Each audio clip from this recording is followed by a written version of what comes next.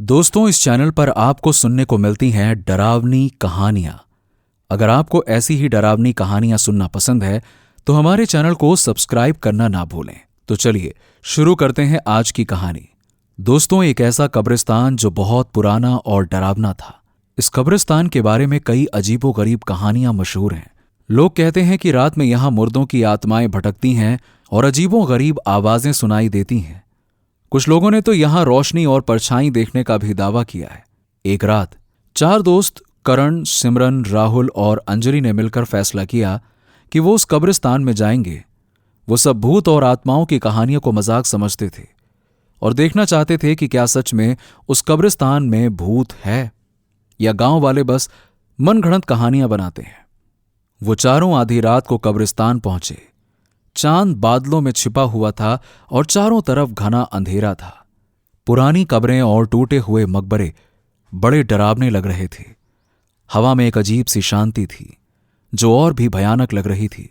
जैसे ही वो कब्रिस्तान के अंदर गए, उन्हें एक अजीब सी ठंडक महसूस हुई। ऐसा लग रहा था कि जैसे कोई उन्हें देख रहा हो। अचानक उन्हें दूर से एक धीमी सी आवाज सुनाई दी, किसी के कराहने की आवाज।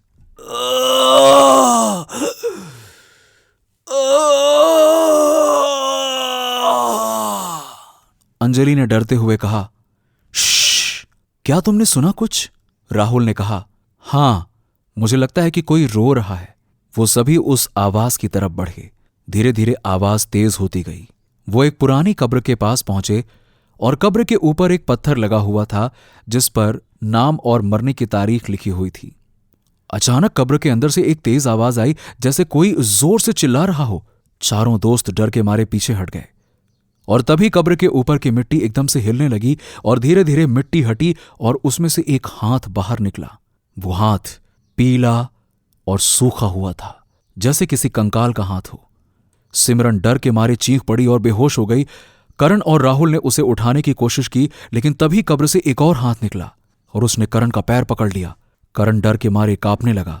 अंजलि ने हिम्मत दिखाई और एक पत्थर उठाकर उस हाथ पर जोर से मारा। हाथ ने करण का पैर तो छोड़ दिया, लेकिन तभी कब्र से एक सिर बाहर निकला। वो कंकाल का सिर था जिसकी आंखें नहीं थीं और मुंह खुला हुआ था, जैसे वो जोर से चिल्ला रहा हो। कंकाल धीरे धीरे कब्र से बाहर निकलने लगा। उसके शरीर की हड्डियां टूट टूट कर गिर रही थीं। चारों दोस्त बुरी तरह से डर गए और अपनी जान बचाने के लिए भागे, जोर से भागे। भागते भागते अंजलि गिर पड़ी और कंकाल भी धीरे धीरे उनकी तरफ बढ़ने लगा। अंजलि ने अपनी आंखें बंद कर ली और जोर से मदद के लिए चिल्लाई। तभी अचानक एक तेज रोशनी हुई और कंकाल गायब हो गया। जब रोशनी कम हुई तो अंजलि ने देखा कि उसके दोस्त उसके पास खड़े हैं और सब बुरी तरह से डरे हुए हैं। अंजलि ने कांपती हुई आवाज में पूछा, क्या हुआ? करण ने हांफते हुए कहा, मुझे नहीं पता। अचानक एक तेज रोशनी हुई और वो गायब हो गया। राहुल ने कब्रिस्तान के चारों तरफ डर से देखते हुए कहा, हाँ, हमें यहां से तुरंत निकल जाना चाहिए, चलो। चारों दोस्त उठे और कब्रिस्तान के गेट की तरफ भागे। उनका दिल तेजी से धड़क रहा था और उनके दिमाग में अभी भी उस कंकाल का भयानक चेहरा घूम रहा था। जब वो कब्रिस्तान के बाहर पहुंचे, तब जाके उन्होंने राहत की सांस ली। ऐसा लग रहा था जैसे उन्होंने मौत को बहुत करीब से देखा हो। वो बिना रुके सीधे करण की कार की तरफ दौड़े और जल्दी से बैठकर शहर की तरफ रवाना हो गए। पूरे रास्ते कार में सन्नाटा छाया रहा। कोई भी कुछ बोलने की हिम्मत नहीं कर रहा था। हर कोई उस भयानक अनुभव को याद करके सिहर रहा था। अगले दिन वो सब एक साथ करण के घर पर मिले। उनके चेहरे पर अभी भी डर साफ झलक रहा था। सिमरन ने कांपती हुई आवाज में कहा, मुझे अब भी विश्वास नहीं हो रहा। बाप रे, हमने क्या देखा? क्यों, क्या कहते हो? राहुल ने कहा, हाँ, वो कोई इंसान नहीं था। वो जरूर कोई बुरी आत्मा थी।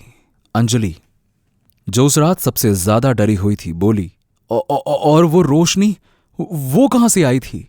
करण ने कहा, मुझे नहीं पता, लेकिन मुझे ऐसा लगता है कि उसने हमारी जान बचाई है। खैर, उस दिन के बाद से उन चारों दोस्तों की जिंदगी हमेशा के लिए बदल गई। वो अब भूतों और आत्माओं की कहानियों को मजाक नहीं समझते थे। उन्हें पता चल गया था कि इस दुनिया में कुछ ऐसी चीजें भी हैं जो हमारी समझ से परे हैं। इस घटना के बाद कई हफ्तों तक करण, सिमरन और अंजलि उस रात कब्रिस्तान में जो कुछ भी हुआ उसे भूल नहीं पाए। एक दिन राहुल ने पुराने ग्रंथों और स्थानीय लोक कथाओं में उस कब्रिस्तान के बारे में कुछ जानकारी इकट्ठा करने का फैसला किया। वो पुरानी लाइब्रेरी में जाकर किताबें पढ़ने लगा और कई दिन बिताकर उसने कुछ दिलचस्प बातें पता लगाईं। लाइब्रेरी के एक पुराने ग्रंथ में राहुल को उस कब्रिस्तान के इतिहास के बारे में एक कहानी मिली। कहानी के अनुसार बरसों पहले उस जगह पर एक बहुत ही नेक और शक्तिशाली संत की समाधि थी। वो संत लोगों की मदद करते थे और उनके पास बुरी आत्माओं को दूर करने की शक्ति थी। उनकी मृत्यु के बाद उन्हें उसी कब्रिस्तान में दफनाया गया था। ग्रंथ में भी यही लिखा था, पूर्णिमा की रात को उस संत की आत्मा जागती है और उस कब्रिस्तान की रक्षा करती है। अगर कोई बुरी शक्ति वहां लोगों को नुकसान पहुंचाने की कोशिश करती है तो संत की आत्मा एक तेज रोशनी के रूप में प्रकट होती है और उस बुरी शक्ति को दूर कर देती है। राहुल ने यह जानकारी तुरंत अपने दोस्तों को बताई और ये सब सुनकर सब हैरान थे। तो क्या उस रात कब्रिस्तान में जो रोशनी उन्होंने देखी थी, क्या वो सच में उस संत की आत्मा की थी? क्या उस संत ने ही उनकी जान बचाई थी? इस रहस्य को पूरी तरह से जानने के लिए उन्होंने एक और जोखिम भरा फैसला लिया। उन्होंने पूर्णिमा की रात को फिर से उस कब्रिस्तान में जाने का निश्चय किया। वो जानते थे कि यह बहुत खतरनाक हो सकता है, लेकिन वो उस रोशनी के रहस्य को जानना चाहते थे। पूर्णिमा की रात को चारों दोस्त फिर से उस कब्रिस्तान में पहुंचे। इस बार वो ज्यादा डरे हुए थे, लेकिन उनके अंदर जिज्ञासा भी बहुत ज्यादा थी। चांद पूरी तरह से गोल था और उसकी रोशनी कब्रिस्तान पर पड़ रही थी, जिससे सब कुछ और भी डरावना लग रहा था। वो धीरे धीरे उसी जगह पर पहुंचे जहां उन्होंने उस कंकाल को देखा था। चारों तरफ शांति थी, सिवाय हवा की सरसराहट के। वो इंतजार करते रहे। आधी रात के करीब अचानक उन्हें वही धीमी सी कराहने की आवाज सुनाई दी।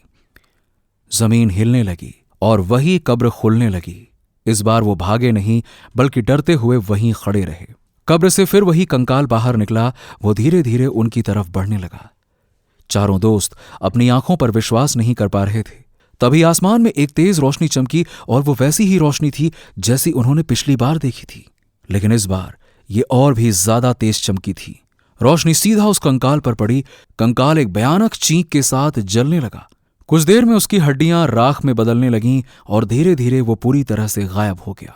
रोशनी धीरे धीरे कम हुई और आसमान शांत हो गया। कब्रिस्तान में फिर से शांति छा गई। चारों दोस्त हैरान और अचंभित थे। उन्होंने अपनी आंखों से उस संत की शक्ति को देखा था। उन्हें अब इस बात का पूरा यकीन हो गया था कि उस कब्रिस्तान में कुछ तो जरूर था जो उनकी रक्षा कर रहा था। उस रात के बाद उन्होंने कभी भी उस कब्रिस्तान में दोबारा जाने की हिम्मत नहीं की, लेकिन उन्हें हमेशा उस रहस्यमयी रोशनी और उस नेक संत की कहानी याद रही जिसने उनकी जान बचाई थी। उन्हें यह भी एहसास हो गया था कि दुनिया में कुछ ऐसी शक्तियां भी हैं जिन पर हम विश्वास नहीं करते, लेकिन वो मौजूद हैं और कभी कभी हमारी मदद भी करती हैं। तो दोस्तों, आज की कहानी आपको कैसी लगी हमें कमेंट बॉक्स में जरूर बताइएगा। अगर आपकी कोई कहानी है तो आप हमें अपनी कहानी मेल कर सकते हैं और ऐसी ही कहानी सुनने के लिए चैनल को सब्सक्राइब कर लीजिएगा। चलिए अब मिलते हैं आपसे अगली कहानी में। तब तक के लिए गुड बाय।